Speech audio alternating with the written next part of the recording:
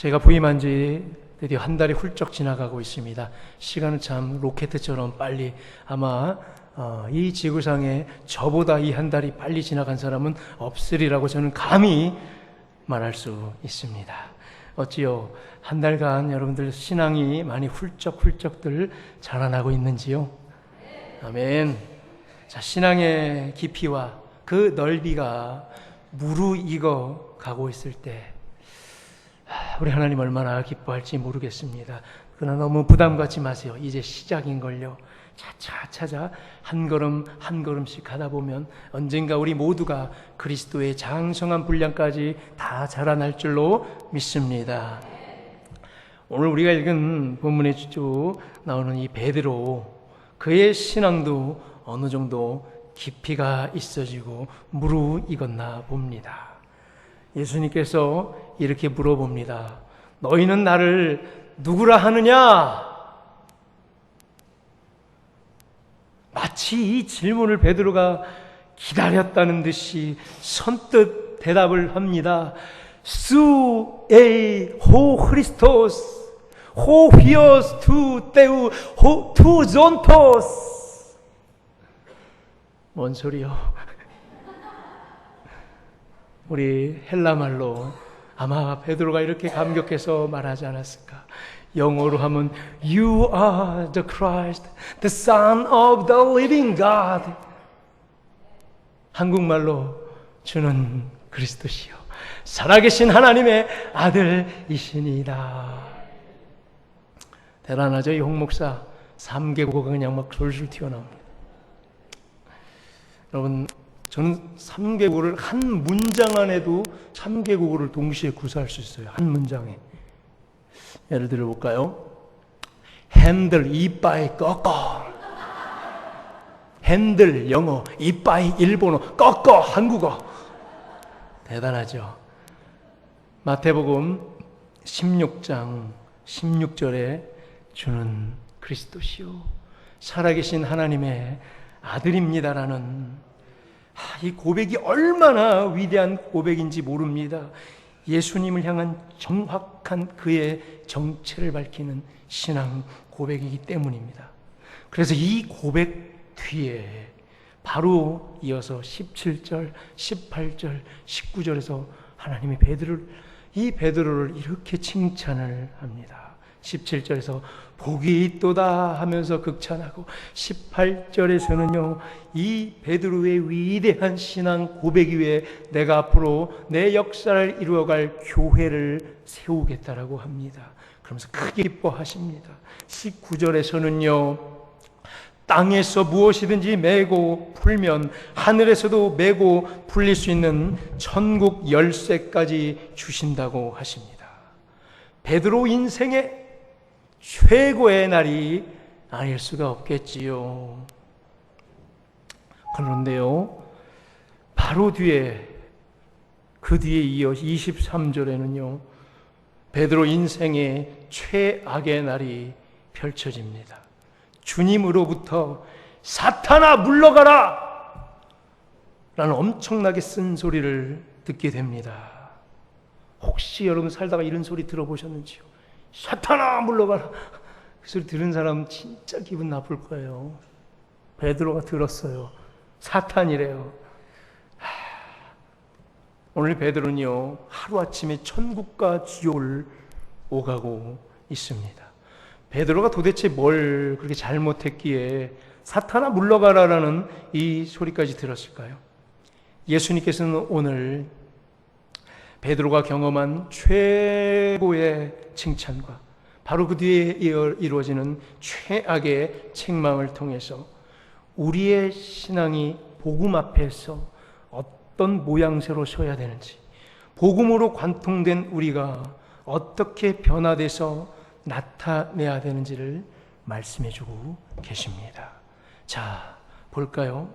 마태복음 16장 16절 이전과 마태복음 16장 16절 이후로 두 가지가 나누어지는데요. 분수령이 되고 있는데요. 엄청난 변화가 그 마태복음 16장 이전과 이후에 있습니다. 혹시 눈치채신 분 계신지요? 성경을 한 50번 이상 읽은 분들을 눈치챌 수 있어요. 마태복음 16장 16절은 분수령이에요. 변곡점입니다. 주는 그리스도시요 살아계신 하나님의 아들이시니이다. 이것이 얼마나 위대한 고백이냐면 마태복음 16장 16절 이전에는요, 시몬이라는 베드로가, 시몬 베드로가 아니면 그냥 시몬이 하면서 베드로를 언급할 때마다 앞에 뭐가 항상 따라붙었냐면 시몬, 그의 본명, 원래 이름. 그런데요, 마태복음 16장 16절 이후에는요, 베드로 이름 앞에 시몬이라는 그 단어가 완벽히 사라집니다.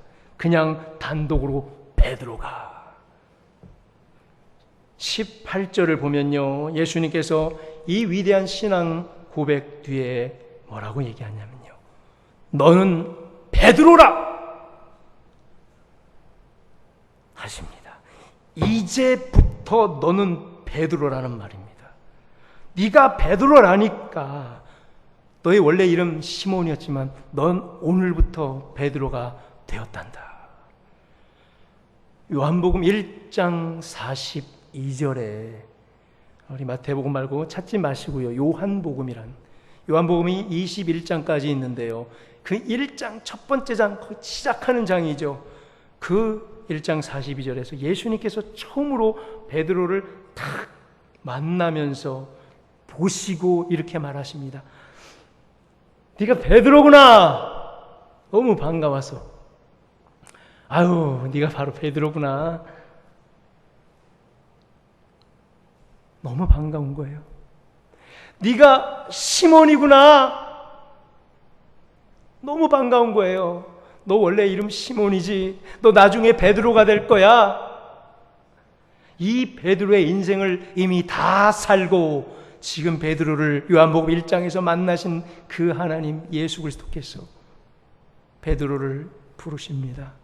그 베드로가 십자가에 거꾸려 못 박혀 죽을 때 그 베드로와 함께 있었던 예수님이 처음 이래부터 거꾸로 오셔서 사도행전 1장부터 10장까지 이 베드로가 온 유대 예루살렘 골목골목을 누비며 복음을 전했던 그 순간에 베드로와 함께 했던 이 예수님이 또 십자가에 달려 죽으사 부활하신 능력으로 또 찾아와 베드로를 내 양을 먹이라라고 위로했던 예수님께서 또 거꾸로 오면서 예수님께서 그 고통 속에 잡혀갈 때에 베드로가 예수님을 3번 부인하는 그 현장에서 눈물도 흘리셨던 예수님께서 오늘 여기 마태복음 16장 16절에 이르러 드디어 베드로를 만나며 네가 베드로다 이제 라고 시작하는 거예요.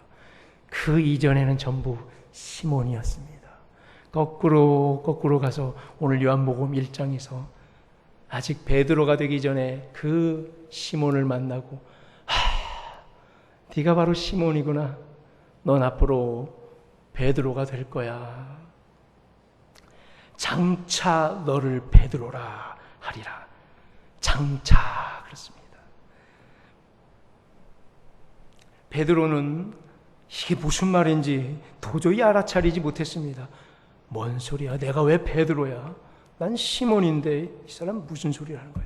장차 너를 베드로라 하리라. 장차 그때가 기다려지는구나. 장차 바로 오늘 이때. 베드로 반석이라는 그 뜻의 이름인데 네 이름을 그때가 이르면 그때부터 내가 너를 베드로라 부르겠다. 바로 오늘 여기에요. 마태복음 16장 16절. 그래서 그 이전까지는 예수님께서는 직접 베드로라는 단어를 단 한 번도 말해본 적이 없어요. 마태복음에서.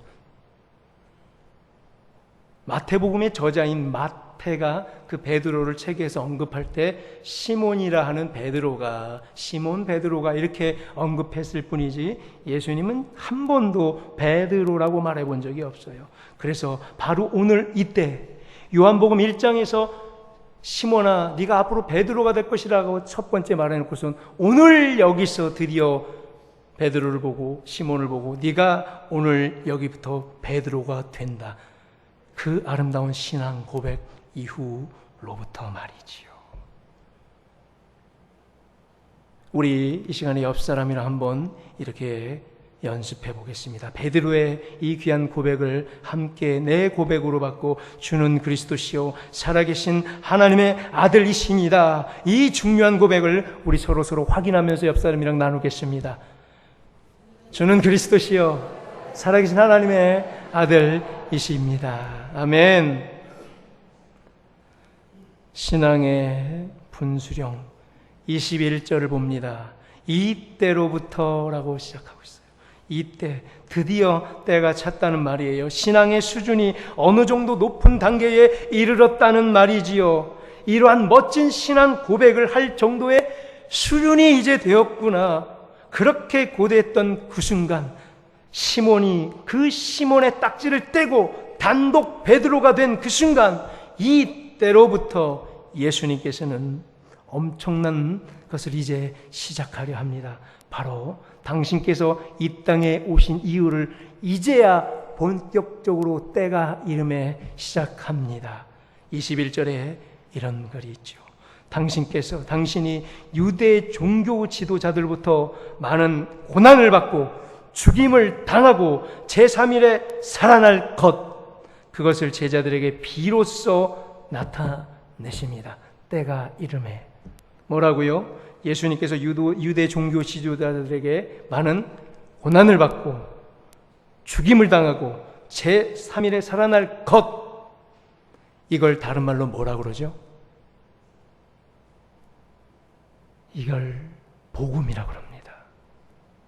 복음의 엑기스가 바로 이거 아니에요? 예수님께서 고난당하시고 죽임당하시고 사흘 만에 부활하시는 것. 복음을 한마디로 간추리면 이렇게 되는 거죠. 여기에 왜라는 질문을 던져보면 더 명확해지죠. 왜 고난받아요, 예수님? 나 때문에. 왜 죽임당해요? 나 때문에. 왜 3일에 살아나요? 나를 살리려고.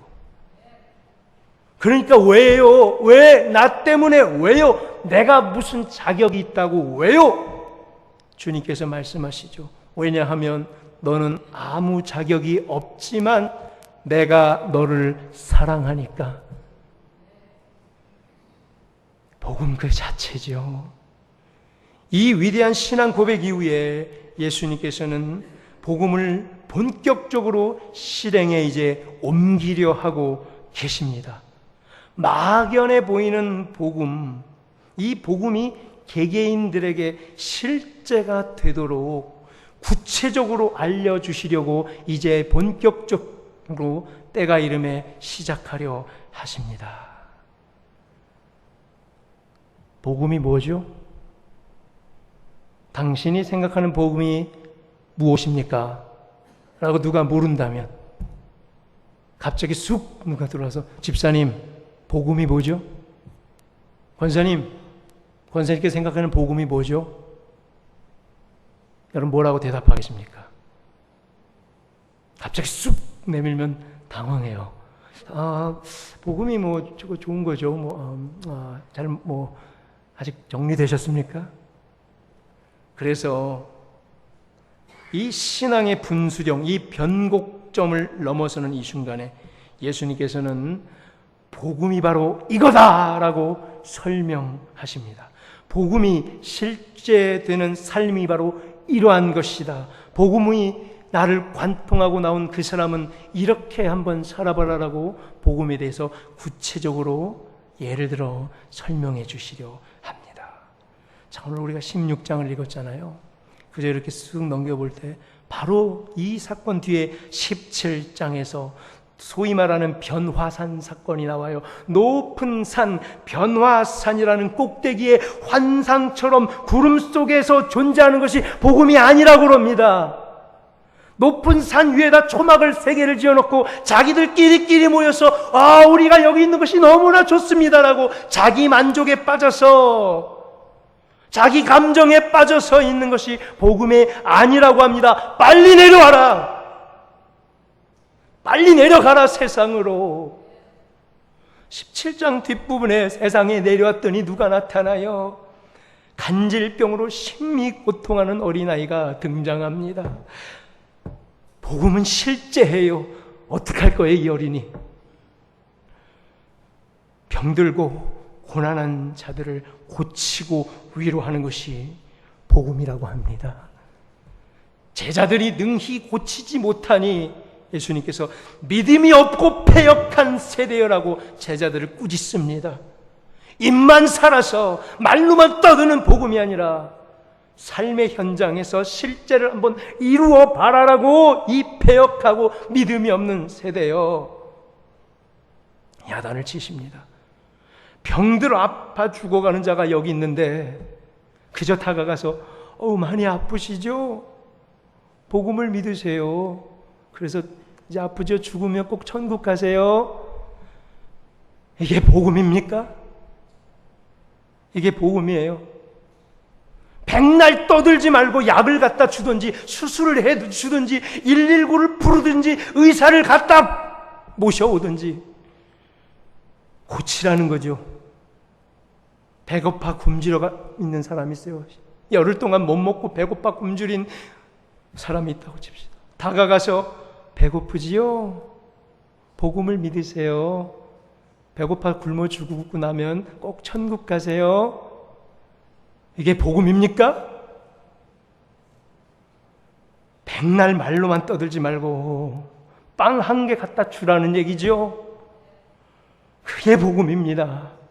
복음은 이상과 가치로만 존재하는 게 결코 아니라 현장과 현실에 뿌리박고 있는 게 복음이라는 거예요. 22장 마태복음 저 중간까지 넘어가면 이런 게 나와요. 가이사의 것은 가이사에게 바치라는. 기억나시죠? 그게 복음이래요. 예수님이 가이사의 것은 가이사에게. 무슨 말이에요? 예수님을 믿고 복음을 들고 살아가는 우리들 어디 공중에 떠다닙니까? 이 땅 안 밟고 살아요 우리? 아니죠. 이 땅에 뿌리박고 살죠. 역사의 현실 위에서 복음을 들고 땅에 뿌리박고 역사 한복판에 서 보라는 겁니다.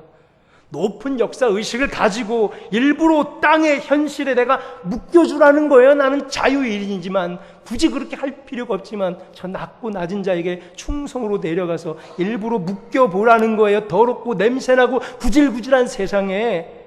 그리고 그리스도인의 책임을 한번 다해보라는 거예요. 한 번은 제가 차를 몰고 가다가 이제 유턴을 하려고 유턴 신호를 기다리고 있었습니다. 딱 유턴 신호가 왔습니다. 근데 앞차들이 질질거리다가 이제 막 꼬리를 물고 가는데 신호가 싹 꺼졌습니다. 그래도 앞차 몇 대가 신호를 물고 같이 좌회전한 유턴하는 팀에 따라 저도 잽싸게 유턴을 하면서 역시 나는 운전 최고야. 유턴을 했죠. 근데 갑자기 저기에서 모자 쓰고 지팡이 든 한 양반이 이럽니다. 어떻게 해야 되죠? 가이사의 땅인데 서야죠. 가서 섰습니다. 문을 내렸죠. 선생님, 신호 위반하셨습니다. 신분증 좀 주십시오. 그때 제 대답이 제가 부성교회 목사입니다. 경찰관이 말합니다. 선생님, 신호 위반하셨습니다. 신분증 주세요. 제가 부성교회 목사입니다. 이게 올바른 대답입니까? 경찰관의 질문에 신분증 내놓으세요라는 정답은 이거죠. 잘못했어요. 싼 거로 해주세요. 이게 정답이에요. 말이 필요 없어요. 세상법은 다 어기고 내가 하나님만을 사랑하고 나는 성령 충만해서 하나님 법만 따른다? 아니죠. 난 교회법에 따르니까 아무 때나 막 유턴해도 됩니까? 신호등 아무 때나 막 빨간불에 건너가도 됩니까? 난 복음에 무장된 크리스찬의 용사이기 때문에 슈퍼마켓 가서 물건 막 사봐 그냥 끄집어 먹어도 됩니까? 난 성령 충만한 교인이니까 교회법을 따르지 나는 세상법을 따르지 않아. 병원 가서 막 큰 소리로 찬송가 불러도 됩니까? 한 번은 우리 권사님 중 한 분이 아프셔가지고 병원에 입원했는데 토요일날 신방을 갔는데 아파가지고 주일날 못 나올 것 같아서 예배를 드려줍니다. 그래서 찬송가를 다 부르는데 나름대로 제가 센스가 있는 목사잖아요. 그래서 1절부터 4절까지 있더라고요. 다 부르면 좀 방해가 될 것 같아서 우리 1절, 2절, 4절만 부릅시다 하고 1절, 2절까지 딱 부르고 이제 4절 부르려고 그러는데 어떤 사람이 딱 나타나서 저기요 좀 조용히 해주실래요? 여기 어제 수술해가지고 지금 잠을 한 잠도 못 잔 사람이 있거든요. 그래서 제가 뭐라 그럴게요? 사탄아 물러가라! 감히 예배드린데 어디 함부로 하나님의 법을 따르는 사람들에게 이랬겠습니까? 잘못했습니다. 꼬리를 내리고 빠져나왔지요? 그래야 되는 거예요.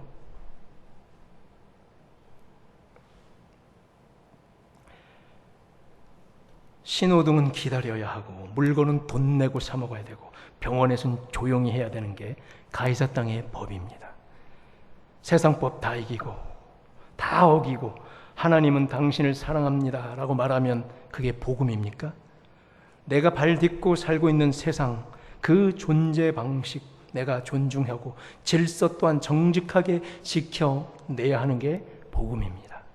복음은 결코 세상과 동떨어져 있는 것이 아니라 세상 때문에 필요한 것이 복음입니다. 세상 한복판에서 살아내는 게 우리 크리스찬들이 체화된 복음으로 보여줄 수 있는 복음의 실제의 현상입니다. 예수님께서도 성육신하셨고 그래서 인간의 불편한 옷을 입고 이 땅에 오셨어요. 가이사의 땅에서 가이사의 방식으로 살아가시면서 그 방식에 순종해 드렸습니다. 일부러 묶여주셨어요. 그것이 복음이죠. 마태복음 16장 21절로 다시 돌아가 보면요. 예수님께서 21절에서요. 이때로부터 즉 베드로의 신앙 고백 이후로부터 이제 마지막 목적을 이루려 하십니다. 예수께서 이 땅에 오신 마지막 목적을 이루려 하신 것 바로 복음을 온전히 성취하시려 이제 본격적으로 작정하시고 일하십니다. 바로 예수님께서 이 땅에 오신 그 이유를 이렇게 본격적으로 마무리하려고 하는데 갑자기 베드로가 22절에 툭 끼어들더니 주여 그리 마옵소서 이 일이 결코 주께 미치지 아니하나이다. 이 일이 뭐예요? 예수님께서 고난을 받을 거고 죽음을 당할 거고 제3일에 다시 살아나야 할 이 일 복음을 본격적으로 성취하셔란 이때에 이 일을 이루지 말래요. 누가? 베드로가 하나님을 방해합니다. 갑자기 이런 일이 주께 일어나지 않게 자기가 하겠다는 거예요. 그래서 사탄이 된 거죠. 즉 예수님께서 이 땅에 오신 유일한 목적, 가장 중요한 목적을 이루지 못하게 방해를 하겠다는 거예요. 그래서 사탄아 물러가라는 소리를 인생 최악의 소리를 듣게 된 거예요. 심한 꾸지람, 사탄아 물러가라 이 소리 한번 들으면 얼마나 기분 나쁜 줄 알아요? 믿지 않는 세상 사람도 사탄아 물러가라 하면 기분 되게 나빠요. 제가 아는 어떤 교회 우리 집사님 한 분 안수 집사님이에요. 신앙생활을 얼마나 잘하는지 몰라요. 우리 남자 집사님 새벽 예배 뭐 수요 금야철에 우리 청년들 부장 집사하면서 뭐 정말 헌신을 많이 해요. 그런데 그 와이프 아내가 교회에 안 다녀요. 집에서 심히 박해를 해요.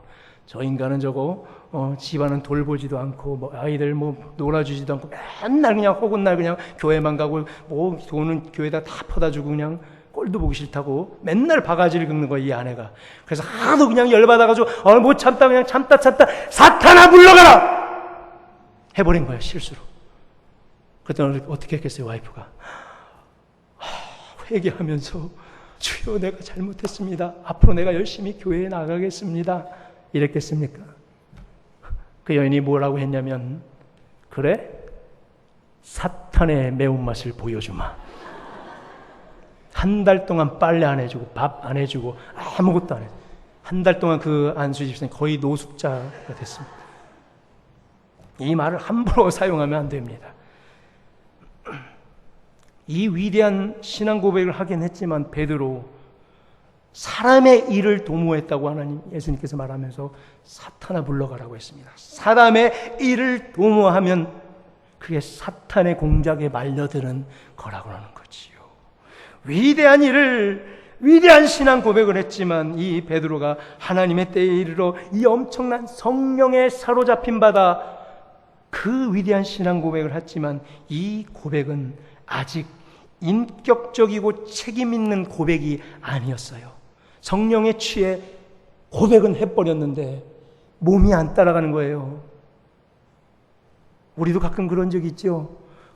은혜 받고 그냥 막 기도하면서 멋지게 선포해버리고 고백해버리고 내가 예수를 따르겠습니다. 헌신하겠습니다. 따라해버리고 나중에 깨어나가지고 아유 이혼에 내가 뭔 소리를 한 거야. 정신 바짝 차리죠. 그리고 후회하죠. 내가 뭔 소리를 했어. 왜? 감정에 취해서 입은 말해버렸지만 입만 살아서 그 고백을 따를 몸이 준비가 되지 않았습니다. 그 옷을 입고 나올, 그 본질을 입고 나올 옷이 아직 내게 없었던 거죠. 베드로도 마찬가지였습니다. 예수님께서는 이 땅에 온 목적을 이루기 위해서 아주 독특한 방법을 쓰셨죠. 그 복음을 이루어내기 위해서 굉장히 독특한 방법을 쓰셨어요. 바로 십자가입니다. 바로 복음이라는 방식인데요. 이 11절에서 나온 것처럼 십자가를 함축하면 뭐예요? 많은 고난을 받고 죽임을 당하고 제3일에 살아날 것이요. 우리의 죄악 때문에, 우리 때문에 고난을 받고 내 지긋지긋한 더러운 죄 때문에 죽임을 당하고 내 죄를 살리서 나를 살리기 위해서 3일에 부활한다는 이 복음, 이게 가장 중요한 것이었어요. 십자가.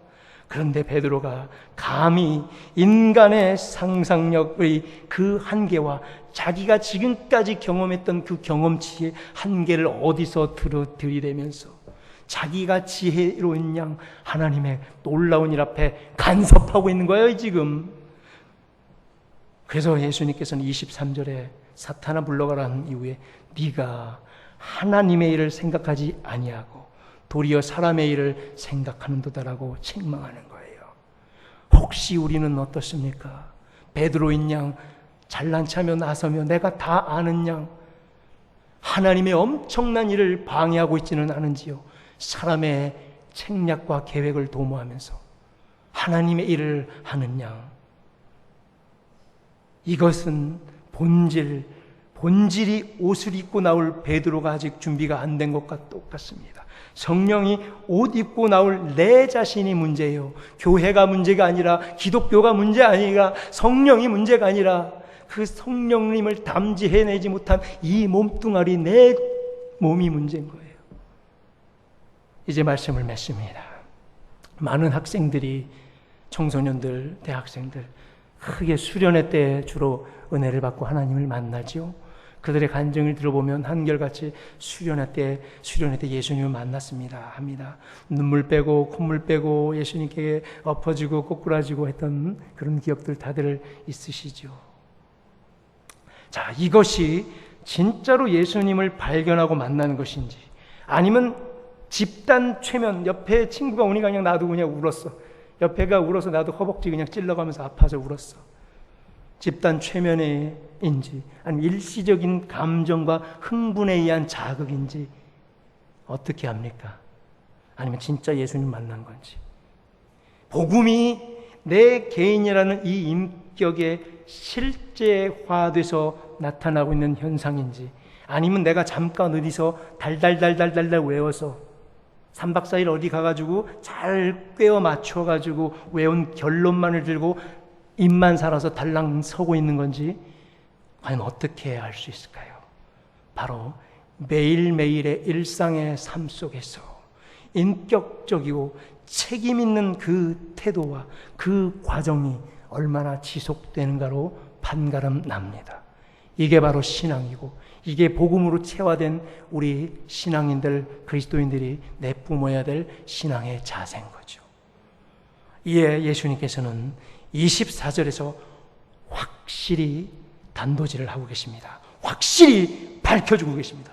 누구든지 나를 따라오려거든 자기를 부인하고 자기 십자가를 지고 나를 따를 것이니라. 한 번만 더 읽겠습니다. 누구든지 나를 따라오려거든 자기를 부인하고 자기 십자가를 지고 나를 따르라. 혹시 이 명령 앞에 부담감을 느끼시는 분 손 한 번만 들어주세요. 아무도 안 들겠지요, 물론. 아니면 방금 이 명령을 받고 너무나 기쁘신 분 손 한 번만 들어주세요. 아무도 안 들겠지요. 자, 자기를 부인해라. 자기 거 다 없애래요. 진짜 묻습니다. 부담스럽습니까? 기쁩니까?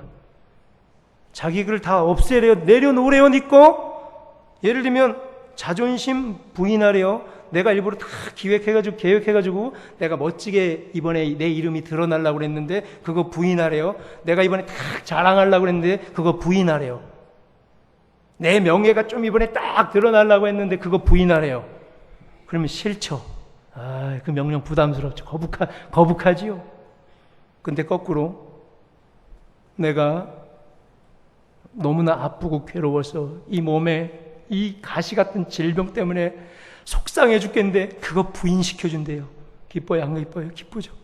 내 자녀가 지금 질병과 사고로 고통받고 있는 내 자녀 보면 눈물이 날 것 같은데 그거를 부인시켜준대요. 기뻐요? 안 기뻐요? 내가 저지른 이 죄악 때문에 내가 잠을 잘 수 없는데 어긋난 인간관계 때문에 고통받고 있는데 그거를 부인시켜준대요. 기뻐요? 안 기뻐요? 한 20억, 30억 빚더미에 쌓였는데 그것을 탕감해준대요. 부인시켜준대요. 기뻐요? 안 기뻐요? 어느 측면에 서 있는가에 따라 천국과 지옥을 달려요. 이게 복음이에요. 복음, 자격이 없는 자들에게는 자기를 부인할 때 얼마나 기쁜지 몰라요. 그러나 바리새인과 의인들과 잘난 체 하는 사람들은 자기를 부인하라고 하면 싫어해요. 십자가를 지고 따르라. 부담스럽습니까? 십자가, 내가 저 일 또 해야 돼? 왜 나만 시켜?